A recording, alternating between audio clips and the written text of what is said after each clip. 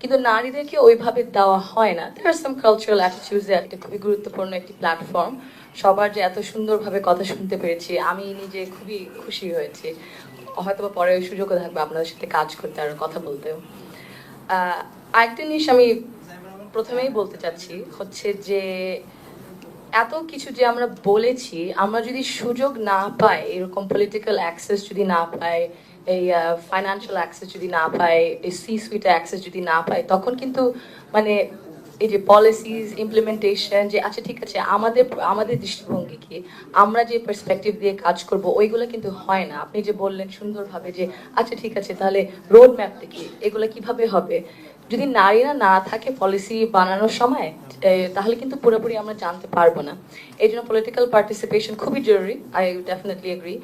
কিন্তু পলিটিক্যাল পার্টিসিপেশনের অনেক কিছু দিক দিয়ে, হয়তো বা কর্মসংস্থানের দিক দিয়ে অনেক ব্যারিয়ার্স থাকে, স্ট্রাকচারাল সিস্টেম্যাটিক ব্যারিয়ার্স।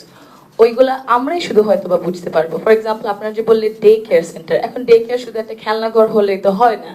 সুন্দর একজন ট্রেন যদি থাকে, কয়েকজন, ওদের শিফটও লাগবে, বড় একটা জায়গা লাগবে, বুঝতে হবে ঠিক আছে কোন বয়স থেকে কোন বয়স, ওদের খাবারের ব্যবস্থা, ওদের মানে সুস্থের ব্যবস্থা, ওর যদি কারো কোনো জ্বর থাকে, কোনো দনজন বাচ্চার, ঠিক আছে ওইটা কিভাবে সামাল দিতে।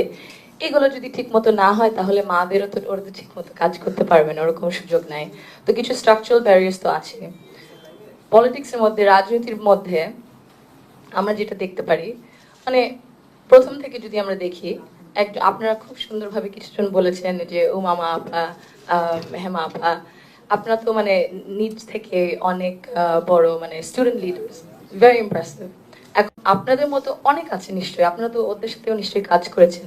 এখন ওদের জন্য যদি আমরা ঠিক মতো না চিন্তা করি, ঠিক আছে স্টুডেন্ট লিডার থেকে, লোকাল গভর্নমেন্ট থেকে ওই পাইপলাইনটা যদি সৃষ্টি না করা হয়, আর ওই পাইপলাইনটা ধরে রাখা যদি না হয়, তাহলে মেরামত করা না হয়, তাহলে তো সুযোগ সুবিধা থাকবে না। ওরকম ভালো ভালো নেত্রীদের ওরকম আমরা সুযোগ দিতে পারবো না। তো ওইটা প্রথমে করতে লাগবে, পাইপলাইনটা সৃষ্টি করতে রাখবে আর ধরে রাখতে রাখবে।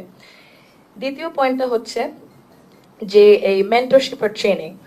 আপনারা অনেকজন আছেন, অনেক প্রফেশনে খুব বিশিষ্ট, এবং অনেক তরুণরাও আছে, আমরা আপনাদের কাছ থেকে শিখবো অবশ্যই।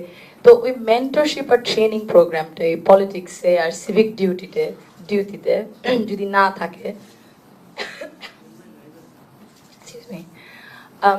তাহলে ও তাহলে ও কিভাবে বুঝবে যে ঠিক আছে আমার এইভাবে এই পথে যাওয়া উচিত, আমার ঠিক আছে এইভাবে জিনিসটা গুছিয়ে করা উচিত। তার মানে একটা ছায়ার মতো, একটা তাল গাছের ছায়ার মতো যদি একজন কেউ না থাকে, একটা মেন্টর, তাহলে কিভাবে ওই ছোট গাছটা আবার বড় হবে। আমরা দেখি পুরুষদের জন্য অনেক এরকম সুযোগ সুবিধা থাকে, কিন্তু নারীদেরকে ওইভাবে দেওয়া হয় না। দেয়ার আর সাম কালচারাল অ্যাটিটিউডস আছে, ঠিক আছে হয়তোবা মানে এত দূর যাওয়া যাবে না, মানে ইয়াং মেয়ে হয়তোবা কি না কি হয় সব ছেলেদের সাথে, ওইগুলাও আমাদের বার করতে লাগবে। কিন্তু নারীদেরকে ওই কানেকশনটা করতে হবে যে আচ্ছা ঠিক আছে মেন্টরশিপ আর ট্রেনিং পলিটিক্সের মধ্যে, পলিটিক্যাল পার্টিজদের এই দায়িত্বটা নিতে হবে। সব পলিটিক্যাল পার্টিজের আমার মনে হয় এই দায়িত্বটা আরেকটু নিতে হবে মেন্টরশিপ আর ট্রেনিং এর ব্যাপারে। আর একটা বড় বিষয় যে ফাইন্যান্সিং এর ব্যাপারে, ফাইন্যান্সিং ও বিরাট বড় একটা ক্যাম্পেইন যদি করতে চান, রাজনীতিতে যদি চলতে চান,